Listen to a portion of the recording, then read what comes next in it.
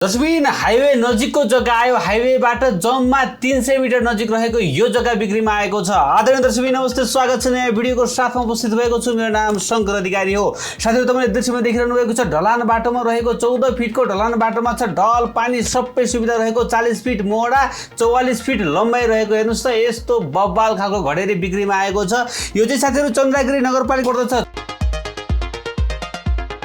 चन्द्रगिरीको महादेव मन्दिर हेर्नुस् त, महादेव मन्दिर र बिक्रीमा रहेको जग्गा दुईटैलाई मैले गोलो घेरा लगाएर चाहिँ राखिदिएको छु। यो महादेव मन्दिर नजिकै रहेको छ यो जग्गा चाहिँ, र हाइवेबाट जुन पूर्व पश्चिम राजमार्गबाट चाहिँ जम्मा 300 मिटर नजिक रहेको छ। हेर्नुस् है त, म तपाईलाई देखाउन गइरहेको थिएँ। हाइवे यहाँ छ, हेर्नुस् त, हाइवे यहाँ रहेको छ भने बिक्रीमा रहेको जग्गा नजिकै रहेको छ। म तपाईलाई यो जग्गासम्म जाने बाटोको लोकेसन पनि दिनेछु। तपाई आफै एक्लै सरर त्यो जग्गामा जान सक्नुहुन्छ। हाइवे हेर्नुस् त, यस्तो मजा छ। राति तपाई जुनसुकै समयमा चाहिँ गाडीबाट झर्नु भए पनि मजाले अलिकति 5 मिनट जति पैदल यात्रा गर्नुभयो भने तपाईँ मजाले आफ्नो जग्गामा आइपुग्न सक्नुहुनेछ। यति राम्रो जग्गा छ। तत्कालै घर बनाउन मिल्ने खालको पूर्व मुहडा फर्किएको ढलान बाटोमा ढलपानी बत्ती सबै सुविधा रहेको यस्तो मजाको यो महादेव मन्दिर आइपुग्यो। महादेव मन्दिरबाट अलिकति लगभग 50-60 मिटर जति अगाडि चाहिँ यहाँ बिक्रीमा रहेको जग्गा यहाँनिर रहेको छ। हेर्नुहोस् त, हो यही नै जग्गा चाहिँ बिक्रीमा आएको छ। र यो चाहिँ साथीहरु जग्गा चाहिँ 4 आना 3 पैसा 3 नाम क्षेत्रफल रहेको छ है त। 4 आना 3 पैसा 3 नाम क्षेत्रफलको जग्गा छ। पछाडिपट्टि पनि टक्क बाटो रहेको छ। यहाँनिर घर बनाउँदै गर्दाखेरि बडा मजाको घर बन्नेवाला छ, किनभने पछाडिपट्टि पनि खुल्ला रहनेछ है, र अगाडिपट्टि त पूर्व मोडा फर्किएको बवाल भइ नै हाल्यो, र तत्कालै घर बनाउन सक्नुहुन्छ। आसपासमा सबै घरहरू रहेका छन्। यहाँ देख्न सक्नुहुन्छ तपाईले यस्ता चिटिक्क परेका घरहरू रहेका छन्। 40 फिट मोडा छ, त्यो 40 फिट लम्बाइ छ, हाइवेबाट नजिकै छ। यो चाहिँ साथीहरु चन्द्रगिरीको चेक पोस्ट, जुन चाहिँ हामी केबल कार चढ्नको लागि चाहिँ चन्द्रगिरी जान्छौँ नि, हो यो पछाडिपट्टिको बाटो देखाइरहेको छु। त्यो चेक पोस्टमा नपुग्दै अलिकति अगाडिबाट चाहिँ हामी थोरै भित्र छिर्यो भने महादेव मन्दिर आइपुग्छ। म अहिले एकैछिनमा तपाईलाई त्यो बाटोको लोकेसन देखाउने छु। हेर्नुस् त, पछाडिबाट देखाइरहेको छु। जग्गा एकदमै मिलेको रुमाले आकारको जग्गा छ है त। हो यो पूर्व र पश्चिम मोहडा फर्किएको मजाको चाहिँ घडेरी बिक्रीमा छ। हेर्नुस् त, म अहिले हाइवेमा रहेको छु। म कलङ्कीबाट चन्द्रगिरी थानकोट तर्फ अगाडि बढिरहेको छु है त। कलङ्कीबाट अगाडि बढिरहेको छु, तपाईले देख्न सक्नुहुनेछ।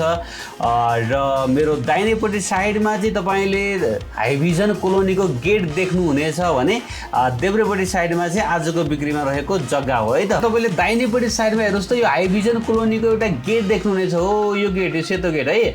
अब यहाँबाट थोरै अलिकति अगाडि बढ्दछौँ हामीहरू है त। अलिकति अगाडि बढे पछाडि देब्रेपट्टि साइडमा तपाईँ हेर्दै हिँड्नु होला है त। यो हाम्रैपट्टि साइडमा तपाईँहरू हेर्दै हिँड्नु होला। अलिकति अगाडि हिँड्दै गए पछाडि चेक पोस्ट नपुग्दै अगाडिपट्टिको चोक चाहिँ चेक पोस्ट हो, त्यहाँनिर नपुग्दै यहाँनिर हेर्नुहोस् त, यो गोलो घेराभित्र यहाँनिर हेर्नुहोस् त, यो चाहिँ स्वागत टोल लेखेको छ। स्वागत टोल प्रवेशद्वार है। यो चाहिँ यहाँनिर बाटो बन्दै गरेको रहेछ अहिले, त्यही भएर चाहिँ मैले तपाईँलाई देखाइरहेको छु। यहाँबाट सिधा तपाईँ भित्र छिर्नु होला, यो महादेव मन्दिरमा आइपुग्नु होला है। महादेव मन्दिरमा आउनको लागि धेरैतिरबाट बाटो छन्, तर मैले चाहिँ सर्टकट तपाईँलाई देखाएँ है त। यो यहाँ एउटा गेट देख्नुहुन्छ मजाको, यो महादेव मन्दिरको गेट यो रहेको छ। यताबाट पनि आउन सक्नुहुन्छ। यो महादेव मन्दिरको यो मेन गेट रहेको छ नि। यहाँबाट थोरै अगाडि बढे पछाडि चाहिँ हामी महादेव स्थान मन्दिरमा आइपुग्छौँ। महादेवको मन्दिर हो, यो चाहिँ महादेवको मन्दिर छ।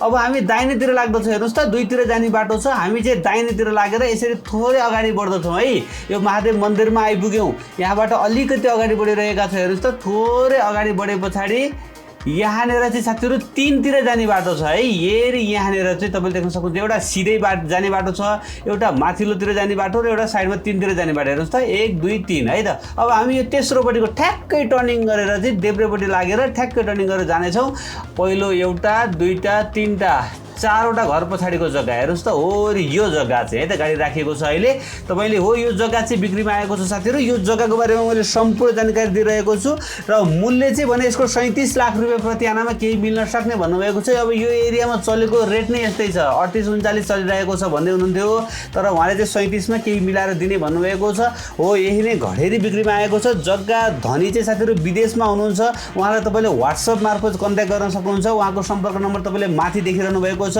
+440741448248 4 र +440745525190 रहेको छ। उहाँलाई फोन गरेर तपाईँले जग्गाको बारेमा थप बुझ्नुहोला, मूल्यको बारेमा कुराकानी गर्नुहोला, थप डकुमेन्टहरू तपाईँले माग्न सक्नुहुन्छ र यो जग्गालाई खरिद गर्न सक्नुहुन्छ।